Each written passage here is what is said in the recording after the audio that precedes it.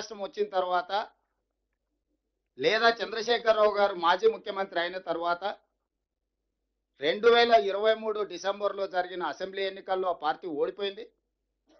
2024 parliament ఎన్నికల్లో ఆ party ఒక్క సీటు గెలవలేదు. ఆ పార్టీ పుట్టినప్పటి నుంచి ఈ పరిస్థితి ఎప్పుడు ఆ పార్టీకి లేదు.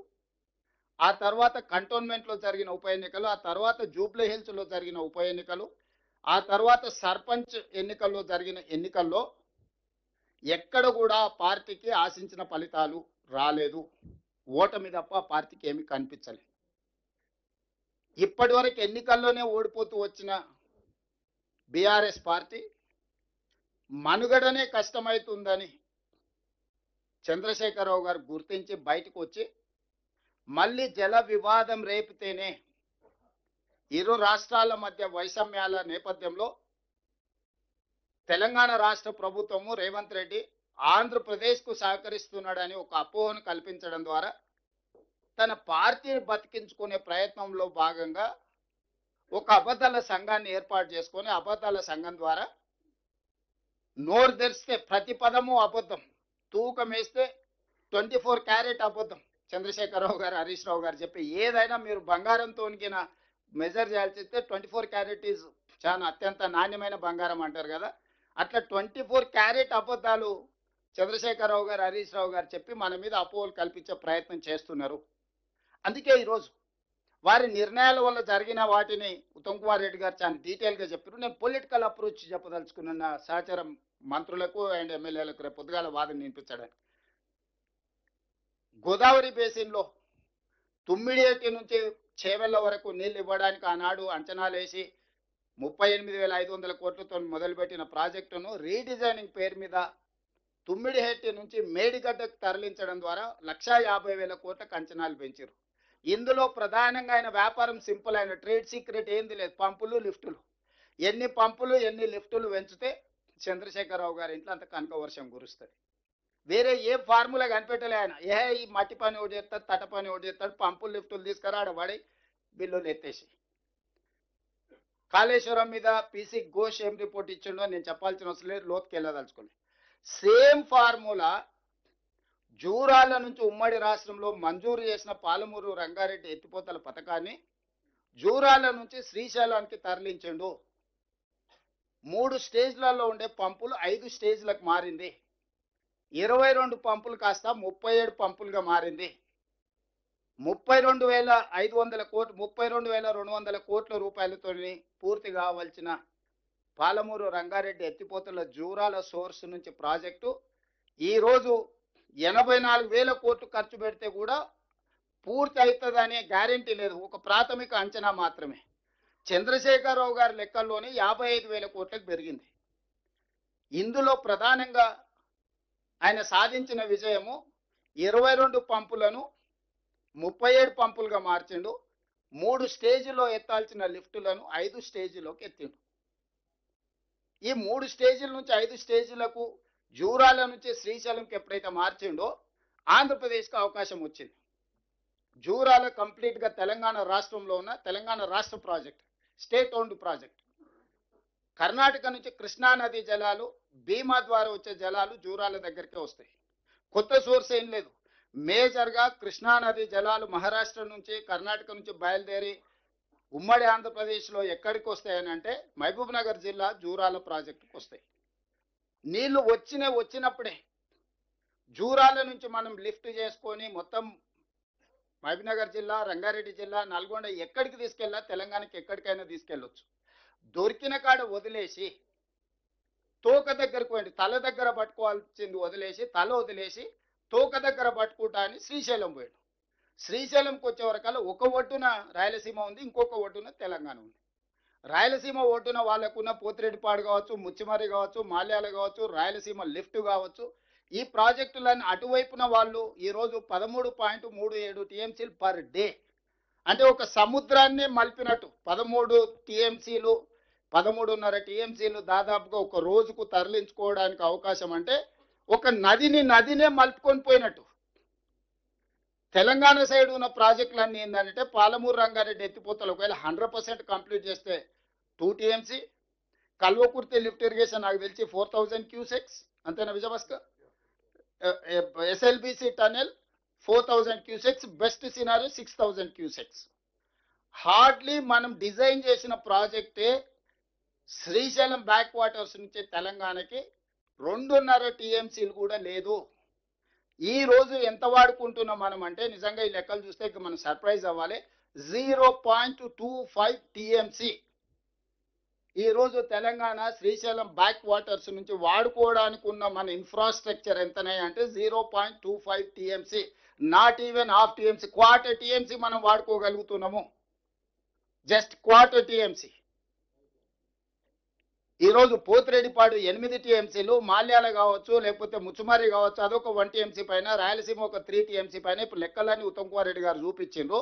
ఈరోజు రెండు వైపుల నుంచి నీటి హక్కులు అనుకో, నీటి చౌర్యం అనుకో, హక్కులు లెక్కేసినా నీ దగ్గర ఎత్తుకోవడానికి ఏంది లేదు. ఒకవేళ దొంగతనంలో పోటీ వాడదామన్నా వాడు 13.5 టీఎంసీలు రోజుకు దొంగతనం చేస్తే నీ దగ్గర 1/2 టీఎంసీ కూడా దొంగతనం చేయడానికి లేదు. దొంగతనం చేయడానికన్నా నీకు కనీసం శక్తి ఉండాలి, హక్కులు సాధించడానికన్నా శక్తి ఉండాలి. ఇవాళ చంద్రశేఖరరావు గారు జూరాల నుంచి శ్రీశైలంకు మార్చడం వల్ల 3 లిఫ్టులు కాస్త 5 లిఫ్టులు అయినాయి, 22 పంపులు కాస్త 37 పంపులు అయిపోయినాయి.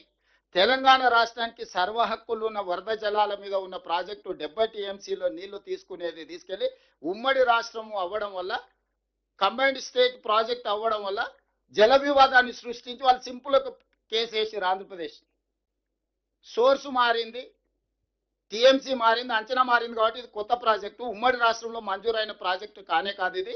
ఇప్పుడు ఇది కట్టడానికి వీలేదు, ఈ ప్రాజెక్టు నాపండి అని ఆంధ్రప్రదేశ్ కేసు వేసింది. ఆంధ్రప్రదేశ్ కేసు వేయడంతో తెలంగాణకు నోటీస్ ఇచ్చారు. అయ్యా నువ్వు శ్రీశైలం బ్యాక్ వాటర్స్లో పాలమూరు రంగారెడ్డి ఎత్తిపోతలు కడుతున్నావు అంట కదా 90 టీఎంసీతోని, ఎట్లా కడతావు నువ్వు, నీకు లేనే లేదని.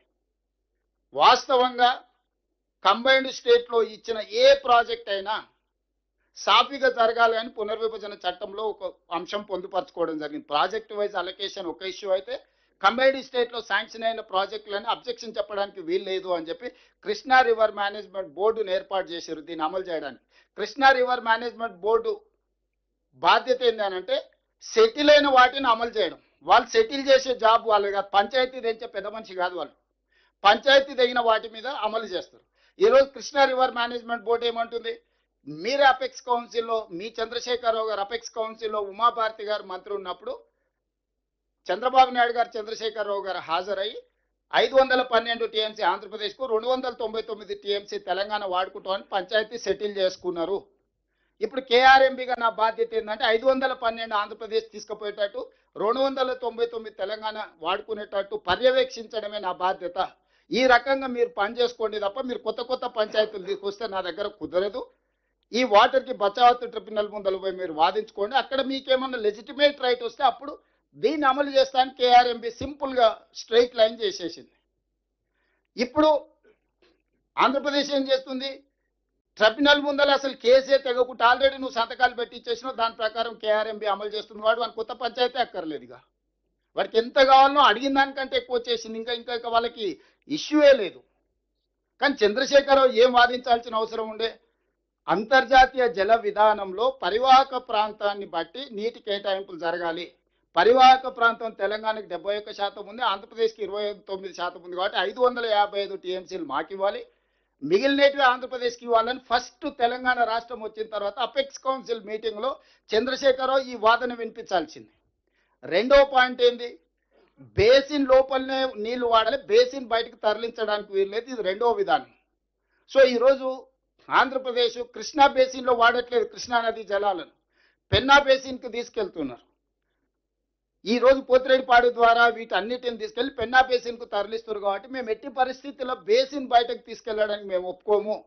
కృష్ణా బేసిన్ అవసరాలు తీరిన తర్వాతనే అంతర్జాతీయ జల విధానం ఉన్నది. కాబట్టి కృష్ణా బేసిన్ అవసరాలు తీరితేనే పెన్నా బేసిన్కి తీసుకెళ్లాలి. కాబట్టి ఆంధ్రప్రదేశ్ ఏదైతే పెన్నా బేసిన్కు తరలించకపోతుందో ఆ పెన్నా బేసిన్ తరలింపును పూర్తిగా తక్షణమే ఆపండి అని ఫస్ట్ అపెక్స్ కౌన్సిల్లో ఉమాభారతి దగ్గర జరిగిన మీటింగ్లో చంద్రశేఖరరావు గారు వాదించాల్సిన అవసరం ఉండే, అది వాదించలేదు. ఇంతకుముందు ఉత్తమ్ కుమార్ రెడ్డి గారు 4 ప్రాతిపదికలు ఈరోజు మనం వాదన ఏదైతే వినిపిస్తున్నాం వివరాలు మీకు చెప్పాడు. ఏ ఒక్క అంశం కూడా ఆ రోజు చేయలే. పోనీ ఫస్ట్ ఇయర్ మిస్ అయింది, తర్వాత అపెక్స్ కౌన్సిల్ మీటింగ్లో కూడా దాని మీద తిరిగి వాదన వినిపించలేదు. సో ఈరోజు ప్రధానంగా ఆంధ్రప్రదేశ్ కృష్ణానది జలాలను పూర్తి స్థాయిలో ఆధిపత్యం సాధించడానికి కారణం చంద్రశేఖరరావు గారు తీసుకున్న 2014 నుంచి 2023 వరకు జరిగిన నిర్ణయాలు. రెండవది, ఈరోజు పాలమూరు రంగారెడ్డి ఎత్తిపోతలు ఎందుకు వివాదాస్పదమైంది? జూరాల నుంచి నువ్వు శ్రీశైలం తరలించడంతో ఆంధ్రప్రదేశ్ కేసు వేయడానికి అవకాశం వచ్చింది. నువ్వు ఆ ప్రాజెక్టును 2022 వరకు డిపిఆర్ఏ తయారు చేయలే. ఎందుకు చేయలే? డిపిఆర్ తయారు చేస్తే పబ్లిక్ డాక్యుమెంట్ అవుద్ది.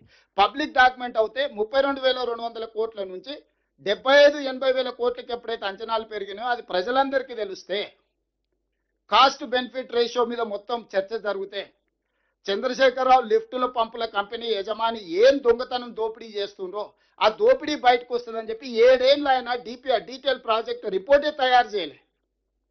20,000 కోట్లు కాంట్రాక్టర్లకు బిల్లులు ఇచ్చే వరకు చేయలేదు. 2019లో పబ్లిక్ హియరింగ్ పిలిచిండు, పబ్లిక్ హియరింగ్ చేయలే. 2020లో పబ్లిక్ హియరింగ్ పిలిచిండు, పబ్లిక్ హియరింగ్ చేయలే. ఈ లోపల ఎవడో ప్రబుద్ధుడు పోయి నేషనల్ గ్రాండ్ ట్రిబ్యునల్ పోయి పిటిషన్ వేసిండు. అసలు ఈ పాలమూరు రంగారెడ్డి ఎత్తిపోతలకు ఎలాంటి పర్యావరణ అనుమతులు లేవు, పర్యావరణ అనుమతులు లేకుండా ప్రాజెక్టు నిర్మించడానికి వీల్లేదు. ఇగో ఇవన్నీ నిర్మిస్తున్నారని చేస్తున్న పనులు, వీడియోలు, ఫోటోలు అని తీసుకెళ్ళి ఓ ప్రబుద్ధుడు తీసుకొని పోయి ఎన్జిటీలో కేసు వేసిండు.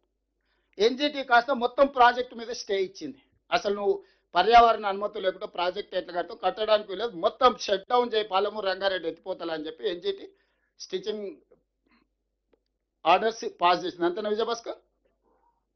Is it? సో అట్లయిన తర్వాత చంద్రశేఖరరావు ఏం చేసిండు? పంపులు లిఫ్టులకు బిల్లులు ఇవ్వాలి కదా, ఇమ్మీడియట్గా సుప్రీంకోర్టుకు పోయిండు. సుప్రీంకోర్టులో ఏం చెప్పిండు? ఇది మొత్తం సాగునీటి పారుదల ప్రాజెక్టు కాదు, డ్రింకింగ్ వాటర్ ప్రాజెక్టు. మేము 7.15 టీఎంసీలు తాగునీళ్ళ కోసం ఈ ప్రాజెక్టును కట్టుకుంటున్నాము అని అఫిడవిట్ వేసి సుప్రీంకోర్టులో అండర్టేకింగ్ తీసుకొని సుప్రీంకోర్టు ఏమి ఇచ్చిందంటే, ప్రపంచ జల విధానంలో తాగునీళ్లకు మొదటి ప్రాధాన్యత, సాగునీరుకు 2వ ప్రాధాన్యత, విద్యుత్ ఉత్పత్తికి 3వ ప్రాధాన్యత, ఇండస్ట్రియలైజేషన్కు 4వ ప్రాధాన్యత, పరిశ్రమలకు వాడుకోవడానికి. తాగునీళ్ళ సమస్య వచ్చినప్పుడు ఏ నిబంధన లేదు, మీరు తాగునీళ్ళ కోసం ప్రాజెక్టు కట్టుకోవచ్చు అని 2023లో ఒక ఆర్డర్ ఇచ్చింది. ఈరోజు మాట్లాడుతున్న హరీష్ రావు, చంద్రశేఖరరావు గారు 27,000 కోట్ల రూపాయలు ఖర్చు పెట్టిన పాలమూరు రంగారెడ్డి ఎత్తిపోతల ప్రాజెక్టును సుప్రీంకోర్టు ముందర ఇచ్చిన అఫిడవిట్ అఫీషియల్ రికార్డ్.